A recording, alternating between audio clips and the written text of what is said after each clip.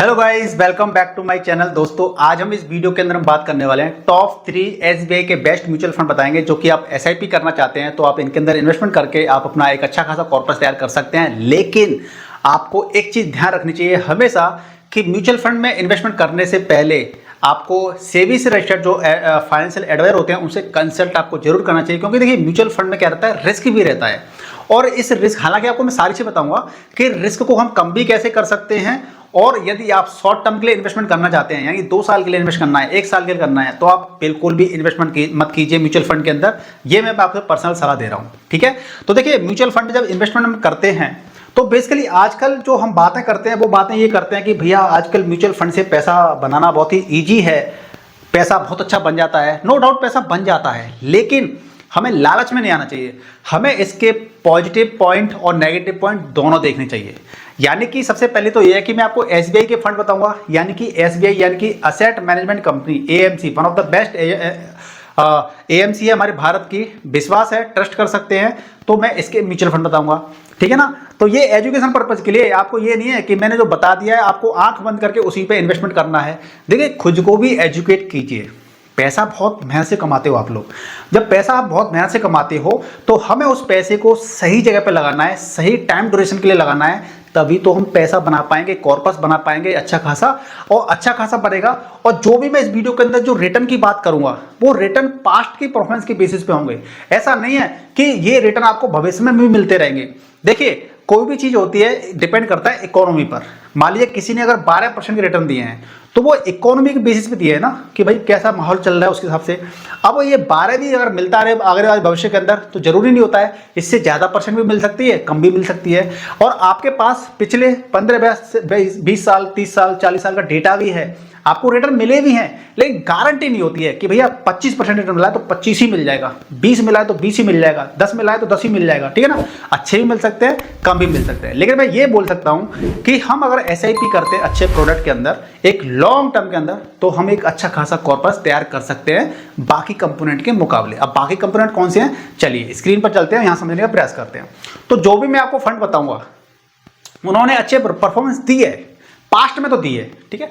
तो आप देखेंगे सेविंग अकाउंट से आपको 10 गुना परफॉर्मेंस आपको मिलेगी। सेविंग अकाउंट, अब सेविंग अकाउंट में आपको कितना इंटरेस्ट मिलती है सालाना, 2.5% से लेकर के 3 या 4 मुश्किल से, ठीक है। फिक्स डिपॉजिट है 5x, अभी 5x है। ये कोविड के बाद के रिटर्न है। एक्चुअली देखिए, मैं आपको मिसगाइड भी कभी नहीं करना चाहूंगा, आपको मैं एक्चुअल इंफॉर्मेशन देना चाहूंगा, सही इंफॉर्मेशन देना चाहूंगा। जो यहाँ पे लिखा है, आप इसको एक चीज ये भी सोचिएगा कि यहाँ पे 5x लिखा है, गवर्नमेंट स्कीम में जो हमें रिटर्न मिलते हैं उससे 6 गुना हमें रिटर्न मिल जाएंगे। मिले हैं क्या, मिले हैं, कब के बाद मिले, लेंगे ये चीज देख लीजिए। आपको लोग, बहुत से लोग मिसगाइड करते हैं, मिसगाइड भी करते हैं कि इतने इतने रिटर्न मिलते हैं, लेकिन क्या हमेशा मिलेंगे, ये जरूरी नहीं होता है। इस चीज को समझ लीजिए क्यों मैं कह रहा हूं। देखिए, जब मार्केट में जब कोविड की सिचुएशन आई थी, और आपको अगर कोविड के दौरान अगर आपने अपना निफ्टी 50 का चार्ट देखा होगा तो मार्केट ऐसे नीचे गया था काफी, और फिर यहां से रिकवरी करी थी, रिकवरी करी, और रिकवरी करने के बाद में भी काफी ऊपर गया था मार्केट। तो जो हमें ये रिटर्न दिख रहे हैं ना, काफी बड़े बड़े रिटर्न दिख रहे हैं कि 5x 6x, हमें इतने रिटर्न, ये कोविड के बाद मिले हैं।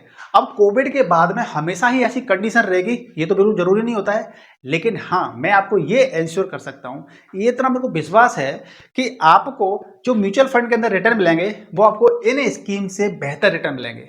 और जब आपको इन स्कीम से बेहतर रिटर्न मिल सकते हैं, मिलेंगे, ये गारंटी नहीं कह सकता, फिर भी मिल सकते हैं, तो आप अच्छा खासा कॉर्पस तैयार कर सकते हैं, ठीक है। चलिए अगली स्लाइड पे चलते हैं और समझने का प्रयास करते हैं। अब हम यहाँ पे एसबीआई की बात क्यों कर रहे हैं, एसबीआई की बात क्यों कर रहे हैं। देखिए, पहली बात तो मैं आपको ये डिस्क्लेमर दे देता हूं कि एसबीआई के मैं फंड यहाँ बता रहा हूं तो मुझे कोई एसबीआई से एक चवन्नी भी नहीं मिली है। मैं कोई उनको वैसे ही नहीं है कि मैं उनको फालतू में उनको ऊपर चढ़ा रहा हूं, बता रहा हूं। मैं आपको नॉलेज, एजुकेशन देने का प्रयास कर रहा हूं। इन्वेस्टमेंट करना है नहीं करना है वो आपको डिसाइड करना है, ठीक है। हम आपको बेस्ट से बेस्ट म्यूचुअल फंड बताएंगे, उनके अंदर आपको लगातार इन्वेस्टमेंट करके आप अपना कॉर्पस तैयार कर सकते हैं। बट एसबीआई मैंने क्यों चूज किया है, ये बैंकिंग सेक्टर का बड़ा नाम है, ठीक है। जब बड़ा नाम होता है तो वहां पर उम्मीद की जाती है कि यहाँ पे अच्छा होगा, ठीक है। SBI mutual fund is a well known AMC in the country. AMC क्या होता है, असेट मैनेजमेंट कंपनी। जैसे एसबीआई बैंक है, इसी प्रकार से उन्होंने अलग एक और एएमसी बना रखी है, तो वो म्यूचुअल फंड का काम देखती है AMC. Biggest name in the credit card and loan department, जो इनका क्रेडिट कार्ड का काम है और लोन डिपार्टमेंट है, भैया अपने आप में बहुत बड़ी चीज होती है, ठीक है। मोस्ट ट्रस्टेड बाई इंडियन, क्योंकि भाई सरकारी है, हम लोग सरकारी पर विश्वास ज्यादा करते हैं कि सरकारी चीज है मतलब कि वो ट्रस्टेबल ज्यादा है। ठीक है, चलिए अब बात कर लेते हैं व्हाट इज म्यूचुअल फंड। अब म्यूचुअल फंड होता क्या है, अगर आप लोगों को पता है तो थोड़ा सा वीडियो को स्किप करके आगे पहुंच सकते हैं, नहीं तो पूरा सुन लीजिए, क्या फर्क पड़ता है, क्योंकि कुछ ना कुछ आपको नया सीखने को मिलता है। देखिए म्यूचुअल फंड क्या रहता है और इसका कॉन्सेप्ट क्यों आया, ये इसलिए आया क्योंकि शेयर मार्केट में अगर पैसा आपको लगाना है तो शेयर मार्केट में पैसा लगाने से पहले अभी की देखा जाए तो 5-5.5 हजार कंपनियां हैं हमारे पास, NSE BSE पे जो लिस्टेड कंपनियां हैं। अब उन 5 या 5.5 हजार कंपनी में से हम किस कंपनी के अंदर पैसा लगाएं तो ये बहुत ज़्यादा चैलेंजिंग हो जाता है, क्योंकि अगर हमारा पैसा किसी गलत कंपनी के अंदर लग गया तो वहां पर हमारा पैसा जीरो भी हो सकता है, और अच्छी के अंदर लग गया तो अच्छी बात है, बल्ले बल्ले हो जाएगी फिर। तो भैया शेयर मार्केट में आज हमारे इंडिया के अंदर हालांकि अवेयरनेस बढ़ रही है, बहुत सारे लोग पैसा लगाना चाहते हैं पर उनको नॉलेज नहीं है। तो इसका एक सिंपल दूसरा कॉन्सेप्ट आ गया म्यूचुअल फंड। कि म्यूचुअल फंड क्या होता है कि एक मान लीजिए एक बॉक्स है, तो यहाँ पूलिंग ऑफ मनी की जाती है, यानी कि आपने, मैंने और ने, किसी और ने, सबने पैसा क्या किया, यहाँ पे पूल किया पैसा, यहाँ पैसा लगाया, म्यूचुअल फंड के अंदर पैसा लगाया, और इस पैसे को मैनेज करने वाला एक होता है फंड मैनेजर।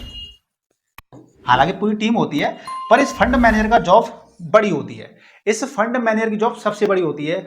वो फंड मैनेजर डिसाइड करता है कि इस पैसे को मुझे कहाँ लगाना है, लगता है ये पैसा कहाँ है, शेयर मार्केट में ही है। ये पैसा लगता कहां पर है, शेयर मार्केट में ही है, पैसा शेयर मार्केट में लगता है, पर लगाता कौन है, फंड मैनेजर। इस फंड मैनेजर को नॉलेज होती है मार्केट की, कौन सी कंपनी में पैसा लगाना है, कौन सी में नहीं लगाना है, कौन सी में कितना लगाना है, कब लगाना है, कब निकालना है, ये सारी नॉलेज होती है। एक्सपीरियंस होल्डर होता है, ये ज्ञाता होता है, फंड मैनेजर मार्केट को समझता है। यानी कि कंपेयर अगर हम अपनी करें तो हमसे कई गुना ज्यादा इसको नॉलेज होती है बंदे को। ठीक है, अब बात ये आती है कि भैया फंड मैनेजर पैसा लगाता है तो क्या हम पैसा लगा सकते हैं, अपने आप लगा सकते हैं मार्केट में, आपको जानकारी होनी चाहिए। लेकिन हमें इसका फायदा क्या मिलता है म्यूचुअल फंड में पैसा लगाने का, हमें यह मिलता है, अगर मैं कहूं मैं पैसा खुद अपना लगाना चाहता हूं तो मैं क्या पर्सनली इस फंड मैनेजर को मैं हायर कर सकता हूं, नहीं कर सकता। भैया करोड़ों का पैकेज लेगा बंदा, मुझे लगाने था 5 लाख रुपए, करोड़ों का पैकेज लेगा, भैया मैं तुम्हारा पैसे को मैनेज करूंगा इसलिए मुझे इतने पैसे चाहिए, मैं नहीं कर सकता। तो हमारे पैसे को एक फंड मैनेजर काफी कम नॉमिनल अमाउंट पे क्या करता है, इन्वेस्ट करता है, देखता है, चौकीदारी करता है हमारे पैसे की, और ये इंश्योर करता है कि हमें रिटर्न मिले, अच्छे रिटर्न मिले, अच्छे से अच्छे रिटर्न मिले। ठीक है, तो देखिए can you hire fund manager, भैया हम हायर नहीं कर सकते फंड मैनेजर को, इसीलिए हम क्या करते हैं म्यूचुअल फंड में पैसा लगा सकते हैं। नॉन स्किल्ड इन्वेस्टर के लिए म्यूचुअल फंड हाउस सीन में आया, जिनको म्यूचुअल फंड की जिनको इन्वेस्ट करने की नॉलेज नहीं होती है, शेयर मार्केट में पैसा कहाँ लगाना है, किधर लगाना है, उनको जानकारी नहीं होती है, तभी ये म्यूचुअल फंड सीन में आया। क्योंकि इससे क्या होता है, एक जिसको जीरो नॉलेज है शेयर मार्केट की, जिसको जीरो नॉलेज है शेयर मार्केट की, तो वो एक अच्छा सा फंड चूज करके अपना इन्वेस्टमेंट करना स्टार्ट कर सकता है। ठीक है, चलिए अब बात ये आती है कि मनी रूल क्या है हमारी लाइफ के अंदर। हमें देखिए, आप में से बहुत सारे लोग कहेंगे यार सीधे यार वो 3 म्यूचुअल फंड बता दो कौन से हैं, सीधे हमें जाएं वहां पे। देखो दोस्तों, सीधा सीधा अगर मैं आपको 3 म्यूचुअल फंड बता दूंगा, लेकिन आपने गलती से आंख बंद करके इन्वेस्ट कर दिया तो आपको गलती हो सकती है। आखिर उन्होंने म्यूचुअल फंड को क्यों सेलेक्ट किया है, क्यों करना चाहिए उनके अंदर, या फिर क्यों नहीं करना चाहिए, या फिर आपके अकॉर्डिंग आपके टाइम, रिस्क, गोल, टाइम, रिस्क और गोल के अकॉर्डिंग क्या वो म्यूचुअल फंड सूटेबल है आपके लिए। इसीलिए सारा पूरा कंप्लीट वीडियो देखना चाहिए, हमें कुछ ना कुछ नया सीखने को मिलता है। ठीक है, तो एग्जैक्ट सीधा वही जंप करके उसी जगह पे नहीं भागना है कि वो म्यूचुअल फंड कौन से हैं। ठीक है, अपने आप को एजुकेट करना बहुत जरूरी है, क्योंकि आपने अगर एजुकेट कर लिया तो आप अच्छा प्रॉफिट बना सकते हैं।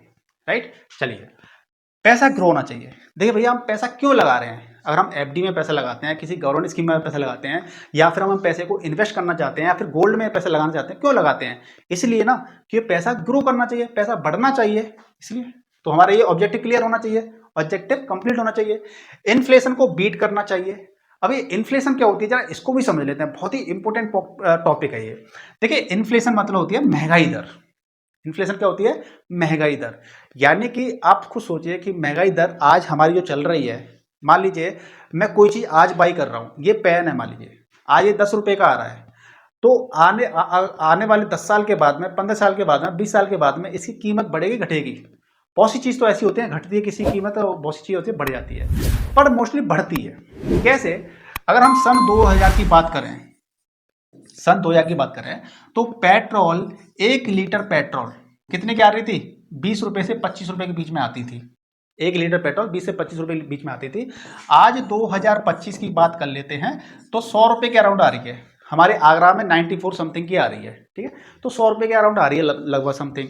तो आप खुद देखिए कि यहाँ पर हमें कीमत ज़्यादा चुकानी पड़ रही है सेम चीज़ के लिए।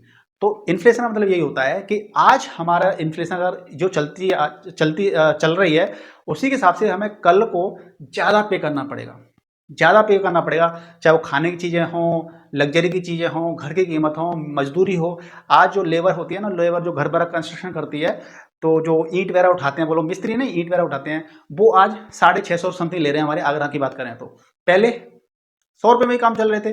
तो ये महंगाई दर बढ़ेगी, महंगाई दर बढ़ेगी, तो हमें क्या करना है, उसको बीट करना चाहिए। अब एग्जाम्पल लेके बात कर लेते हैं। मान लीजिए एफडी के अंदर हमें कितना मिल रहा है इंटरेस्ट? 6% मिल रहा है, मान लीजिए अप्रोक्स एग्जाम्पल के तौर पर, ठीक है, 6% मिल रहा है। और म्यूचुअल फंड के अंदर मान लेते हैं हम लोग कम से कम, चलो 12% मिल रहा है, ठीक है। और इन्फ्लेशन कितना हमारा, मान लीजिए इन्फ्लेशन, वैसे तो आप गूगल पे जाकर चेक कर सकते हैं कितना चल रहा है, लेकिन मैं मान लेता हूँ चलिए 4.5 या 5 के अराउंड ही होगा समथिंग, मैंने 5 मान लेता हूँ, 5% चल रहा है इन्फ्लेशन। तो मेरा पैसा बढ़ रहा है 6% हिसाब से, घट रहा है इन्फ्लेशन मतलब घटना, 5% हिसाब से घट रहा है, तो ओवरऑल मेरा पैसा 1% हिसाब से बढ़ रहा है, 1% हिसाब से बढ़ रहा है। म्यूचुअल फंड की बात कर लेते हैं तो -5% यानी कि 5 या 7%, तो म्यूचुअल फंड में 7% हिसाब से पैसा बढ़ रहा है। अब ये 12 लिख दिया तो जरूरी नहीं है 12 ही फिक्स है, ये इसकी जगह 14 भी हो सकता है, 15 भी हो सकता है, 11 भी हो सकता है, ठीक है ना। लेकिन आप ये कंपेयर कर सकते हैं, यहाँ पे 1% हिसाब से पैसा बढ़ रहा है, यहाँ पे 7% हिसाब से पैसा बढ़ सकता है। तो इन्फ्लेशन बीट होनी चाहिए। हमारी लाइफ का रूल बता रहा हूँ आपको, हमारे पैसे का रूल क्या होना चाहिए, माई राइल मनी रूल इन लाइफ अपना। मतलब कि अमीर जहां पैसा इन्वेस्ट करता है वहां पर हमें पैसा लगाना चाहिए। अमीर लोग पैसा कहाँ लगाते हैं पता है ना आपको? अमीर लोग पैसा वहां लगाते हैं जहां पर पैसे से पैसा कमाया जाता है। तो आप भी अगर अमीर बनना चाहते हैं तो आपको भी ऐसी जगह पैसा लगाना होगा जहां पर आप पैसे से पैसा कमा सकते हैं। अब हम बात कर लेते हैं जो मनी रूल जो हमारा होता है 50-30-20 को। ये आज आप अपने दिमाग के अंदर बिठा लीजिए। अगर आपने बिठा लिया है बहुत अच्छी बात है, आप लक्की इंसान हो कि आपको सही समय पर सही जानकारी मिल गई है। और अगर आपने इस रूल वाला सुना नहीं है तो आज अपने दिमाग के अंदर बिठा लीजिए, आपकी ये लाइफ चेंज कर सकता है ये रूल। देखिए पैसा हर कोई कमा रहा है, अच्छे से अच्छा इंसान। आज एक मिस्त्री लोग भी ना 100 डेली के 3-4 हज़ार रुपये कमा रहे हैं, अच्छा पैसा कमा रहे हैं हर कोई। लेकिन पैसा बना कौन पा रहा है? कमाना अलग चीज होती है, बचा पाना अलग चीज होती है, और उसको वेल्थ में कन्वर्ट करना अलग चीज होती है। तो वेल्थ में कन्वर्ट कौन कर पा रहा है? बहुत कम लोग कन्वर्ट कर पा रहे हैं। यानी कि पैसे का सही इस्तेमाल ही नहीं हो पा रहा है, और इस्तेमाल करना कहाँ पर है, कैसे करना है, नहीं हो पा रहा है। पैसा कमा सब रहे हैं, अच्छा खासा कमा रहे हैं। अगर कुछ लोगों की बात कर दी जाए, कम उनको निकाल दिया जाए कि भाई उनको अपना पेट भरना भी मुश्किल हो पा रहा है आज के इस दौर में, वो बात अलग है। लेकिन बहुत से लोग ऐसे हैं जो कि पैसा अच्छा खासा कमा रहे हैं लेकिन वो वेल्थ क्रिएट नहीं कर पा रहे हैं। अगर आप इस वीडियो को पूरा देख लोगे ना तो वेल्थ क्रिएट करने का आपको सिंपल फंडा आपको मालूम पड़ जाएगा कि बेसिकली करना क्या है। सपोज दैट ये रूल क्या कहता है कि मैं 100 रुपये अगर कमाता हूं, अगर मेरी अर्निंग, चाहे वो मेरी जॉब से हो चाहे मेरी पर्सनल मेरा बिजनेस हो, अगर मैं 100 रुपये कमाता हूं तो उस 100 रुपये से 50 रुपये आपको नीड पे खर्च करने हैं। नीड मतलब कि अगर आपके बीवी बच्चे हैं, माता पिता हैं, तो घर का किराया अगर रेंट पे रहते हैं तो बच्चों की स्टडी के लिए, अगर आप खुद अपना रेंट, राशन पानी वगैरह जो भी होता है वो नीड पे खर्च करना है आपको 50 रुपये। उसमें से 50-100 में से 30 रुपये आपको अपने वॉन्ट्स पे खर्च करना है। भैया परिवार है, घूमने फिरने भी जाना है, कभी रेस्टोरेंट में खाना खाने भी जाना है, ठीक है, तो आपको 30 रुपये खर्च करने यहाँ पे। अगर आप 100 रुपये कमाते हैं तो उसमें से 20% यानी कि 20 रुपये सेविंग पे खर्च करने हैं। अब सेविंग पे खर्च कैसे करने हैं कि आपको इस पैसे को इन्वेस्ट करना है, यानी कि सेविंग मतलब सेविंग आपको बचाना है, पहले बचा करके इसको क्या करना है, आपको इन्वेस्ट करना है, इन्वेस्ट। अब इन्वेस्ट करने के लिए हम इस वीडियो के अंदर आपको बता रहे हैं म्यूचुअल फंड्स, ठीक है जी। अब क्यों म्यूचुअल फंड में इन्वेस्टमेंट करते हैं वो मैंने आपको पहले स्लाइड में बता ही दिया।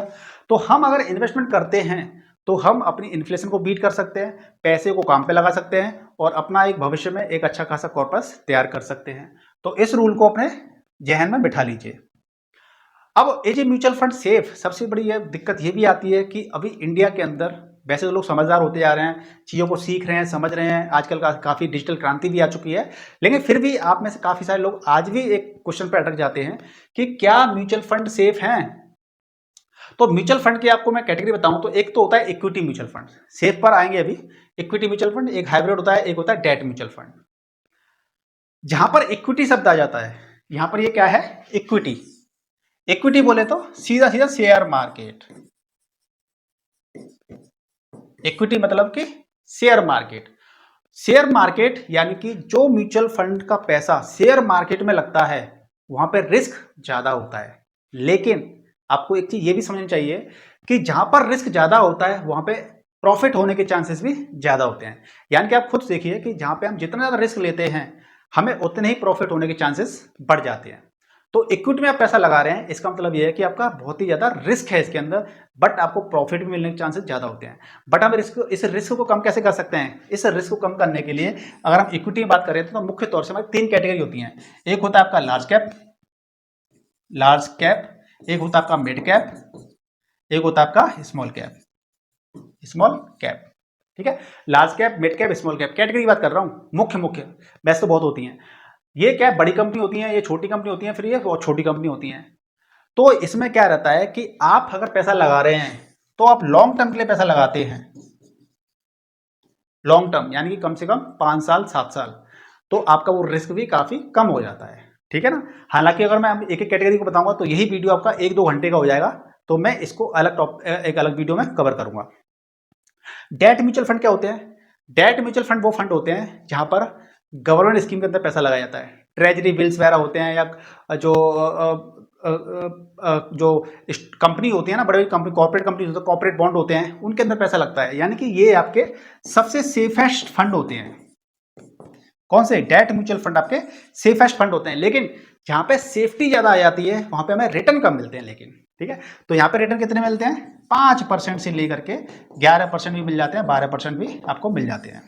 अब 11-12% हो गए, यानी कि थोड़ा इसके अंदर भी सेफेस्ट के अंदर भी रिस्क बढ़ गया, और 5% यानी कि बिल्कुल सेफ, 6% बिल्कुल सेफ। इस तरह से आप समझ सकते हैं थोड़ा सा। ठीक है, हाइब्रिड क्या होते हैं? हाइब्रिड म्यूचुअल फंड वो होते हैं जैसे हाइब्रिड सब्जियां, हाइब्रिड बहुत कुछ होता है ना, तो ऐसे ही हाइब्रिड में क्या रहता है कि आपका डेट भी होता है और इक्विटी भी होती है इसके अंदर। यानी कि इन फंड को थोड़ा सेफ बनाने के लिए, यानी कि रिटर्न भी अच्छा मिल जाए और इनकी सेफ्टी भी बढ़ जाए, तो उनके अंदर डेट म्यूचुअल फंड भी होते हैं और इक्विटी फंड भी होते हैं, उनको हम हाइब्रिड फंड कहते हैं। ठीक है, तो आप अपने रिस्क के हिसाब से आप कितना रिस्क ले सकते हैं, आपका एज फैक्टर क्या है, आप उस हिसाब से इसको चूज कर सकते हैं और अपना पैसा इन्वेस्ट कर सकते हैं। तो अब बात आती है मुख्य म्यूचुअल फंड्स। वो म्यूचुअल फंड कौन कौन से हैं एसबीआई के? तो मैं आपको फिर से एक डिस्क्लेमर दे देता हूं कि जो भी आपको मैं म्यूचुअल फंड यहां बता रहा हूं वो आपके एजुकेशन पर्पज के लिए है। आप ऐसा बिल्कुल मत कीजिएगा मैंने बता दिया और तुरंत आप इन्वेस्टमेंट इन्हीं म्यूचुअल फंड के अंदर आप कर दें। आप सेबी से रजिस्टर्ड जो भी फाइनेंशियल एडवाइजर होते हैं आप उनसे भी कंसल्ट कर सकते हैं। खुद से अपने आप को एजुकेट करके, अपने आप को समझ के कि आपका टाइम ड्यूरेशन क्या है, आपका रिस्क क्या है, आपका गोल क्या है, उसके हिसाब से भी आप फंड को चूज करके आप इन्वेस्टमेंट कर सकते हैं। अब ये जो फंड है वो है आपका SBI consumption opportunity fund. SBI का कंजम्पशन अपॉर्चुनिटी फंड है ये। तो ये क्या करता है भैया, ये आपका फंड है जो डायरेक्ट लाभ बात करें, थीमेटिक कंजम्पशन फंड है। थीमेटिक यानी कि जो थीमेटिक फंड होते हैं ना वो नॉर्मल फंड से ज्यादा रिस्की होते हैं। यानी कि एक कह सकते हैं कि हम किसी एक सेक्टर में पैसा लगा रहे हैं, जैसे पावर सेक्टर है तो पावर सेक्टर में पैसा लगा दिया, फार्मा सेक्टर है तो फार्मा सेक्टर में पैसा लगा दिया। तो जो भी सेक्टर होते हैं ना वो हमेशा बेस्ट नहीं चलते हैं। जो भी सेक्टर होते हैं, एक सेक्टर का बूम आता है तो कुछ साल बाद, 5 साल या 10 साल बाद फिर वो नीचे चले जाते हैं, फिर ऊपर उठ जाते हैं। तो ये थीमेटिक फंड ज्यादा रिस्की होते हैं, लेकिन यहाँ पे आप प्रॉफिट बना सकते हैं। तो this fund has generated highest return among the thematic consumption fund in the last 10 years. पिछले 10 साल के अंदर इस फंड ने अपने कैटेगरी में अच्छे फंड दिए, सबसे अच्छे रिटर्न दिए हैं। Good for long term investment, यानी कि लंबे समय के लिए आप इसके अंदर पैसा इन्वेस्ट कर सकते हैं। इसके रिटर्न की हम बात कर लें तो यहाँ पे जो रिटर्न दिए गए हैं, पिछले 1 साल के अंदर कितना दिया गया है, पिछले 3 साल के अंदर कितना दिया है, पिछले 5 साल के अंदर दिया है, ये डेटा थोड़ा सा पुराना डेटा है थोड़ा सा, तो ये इसके अंदर थोड़ा सा आपको मिस्टेक मिल सकती है। ठीक है, लेकिन ये सोचिएगा, एक दिमाग में ये रखिएगा, सीधा देख करके एकदम आंख बंद मत कर लीजिएगा। ये आपके कोविड के बाद से, ये जो आप देखेंगे ना पिछले 5 साल के रिटर्न है, ये कोविड के बाद के रिटर्न है। और पिछले लगातार 10 साल की बात की जाए तो वो रिटर्न हमारे ये वाले हैं। तो वैसे तो मैं पर्सनली मैं भी इन्वेस्टमेंट करता हूँ म्यूचुअल फंड के अंदर, तो देखो मैं ये मान के चलता हूँ कि हमें ज़्यादा लालच नहीं करना है। हमें 12 से 15% के बीच में रिटर्न मिल जाए वो अच्छा होता है। बाकी डिपेंड करता है इकोनॉमी के ऊपर। इकोनॉमी अच्छी चल रही है तो हमें अच्छे रिटर्न भी मिल सकते हैं, नहीं तो बेकार भी मिल सकते हैं। तो अगर 12 भी मिल जाते हैं तो मैं समझता हूँ बहुत अच्छे रिटर्न मिल रहे हैं हमें। टाइप क्या है, ग्रोथ है भैया। ग्रोथ टाइप क्या है, एक्सपेंस रेशियो कितना है इसका 0.197 के अराउंड है। लॉग इन पीरियड कुछ नहीं है इसके अंदर। एग्जिट लोड 0.1% है। एग्जिट लोड मतलब कि आप अगर आपने पैसा लगा दिया और आपने उस पैसे को 1 साल से पहले ही निकाल लिया तो आपको पेनल्टी लगेगी कितनी, 0.1% की। ठीक है जी। चलिए अगला हमारा फंड है एसबीआई का टेक्नोलॉजी अपॉर्चुनिटी फंड। ये भी आपका थीमेटिक सेक्टर फंड है, यानी कि टेक्नोलॉजी जो कंपनीज टेक्नोलॉजी, ये फंड है ना, यानी कि इस फंड में आप पैसा लगाते हैं तो इस फंड का पैसा यानी कि आपका पैसा उन कंपनी के अंदर लगेगा जो टेक्नोलॉजी से रिलेटेड कंपनी है। ठीक है जी। तो ये आपका सेक्टरल टेक्नोलॉजी फंड है और ये भी आपका लॉन्ग टर्म के लिए इन्वेस्टमेंट। देखिए म्यूचुअल फंड तो कोई सा भी हो वो लॉन्ग टर्म के लिए ही बेस्ट रहता है। लॉन्ग टर्म मतलब कि कम से कम 5-7 साल मार्केट में बने रहेंगे और जो कंपाउंडिंग का फायदा मिलता है, आप देखें कंपाउंडिंग का जो ग्राफ होता है ना, तो कंपाउंडिंग ग्राफ होता है 0, 5, 10, 15, 20, 25, 30। अब आप इन्वेस्टमेंट करना स्टार्ट करते हैं और ये तो आपका ईयर्स हो गई, ये आपका रिटर्न हो जाता है। ठीक है। तो आपका करीब 12-15 साल तक रिटर्न ऐसे चलता है, देन आपकी प्रॉफिट ऐसे होती है। तो ये ग्राफ ये दिखाता है कि आपको पावर ऑफ कंपाउंडिंग का मजा लेना है तो आप 15 साल तक मार्केट में रहते हैं ना लगभग, फिर देखिए आपका पैसा किस तरह से ग्रो करता है। तो ये लॉन्ग टर्म प्रोसेस होती है। पावर ऑफ कंपाउंडिंग फंडा जब काम करता है जब आप इतने साल के लिए, अब जो लोग 5 साल के लिए इन्वेस्टमेंट करेंगे ठीक है रिटर्न मिलेंगे आपको, बट मजा असली जब आता है, राइट। अगर आप म्यूचुअल फंड में इन्वेस्टमेंट करना चाहते हैं तो आप देख सकते हैं यहाँ पे एक्सपेंस रेशियो क्या है और एग्जिट लोड क्या है, आप देख सकते हैं यहाँ पर भी। अगला जो लास्ट फंड है इस म्यूचुअल फंड का, जो इस वीडियो का, वो आपका एसबीआई का large and mid cap fund. तो एसबीआई का large and mid cap fund ये है कि इसके अंदर लार्ज कैप कंपनी में भी पैसा इन्वेस्ट होता है और स्मॉल कैप में भी होता है, यानी कि 35% पैसा आपका यहाँ पर और 35% यहाँ पर। कैसे, यानी कि 70% पैसा आपका इक्विटी और इक्विटी रिलेटेड फंड में पैसा इन्वेस्ट होता है। यानी कि जो देखिए कंपनी हमारी कैसी होती है, लार्ज कैप होती है, मिड कैप होती है, स्मॉल कैप होती हैं। तो जो लार्ज कैप कंपनी होती है इस फंड के अंदर मान लीजिए 100 रुपये आ गए, इस फंड के अंदर 100 रुपये आ गए, तो इस 100 का 35% पैसा लार्ज कैप में लगेगा, 35% इसका मिड कैप में लगेगा, बाकी का बचा हुआ पैसा आपका डेट में या फिर स्मॉल कैप में भी लगा सकते हैं। तो इस प्रकार से इसके अंदर पैसा ये डिस्ट्रीब्यूट होता है। तो आपको मैंने यहाँ बताया देखिए रिटर्न तो अब ये वाली बात है, रिटर्न तो आप कम ज्यादा हो सकते हैं, लेकिन इस वीडियो का जो मेन उद्देश्य है, इस वीडियो का जो मेन उद्देश्य है वो क्या है आप ये समझ लीजिए। ये मैंने रिटर्न का एक चार्ट बना दिया है, हालांकि ये एक आइडियल चार्ट है।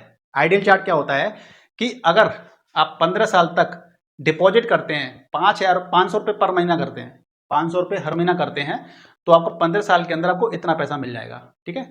तो ये क्या है, एक वो है आइडियल चार्ट कि आपको लगातार, एक सेकेंड स्लाइड चेंज हो गई,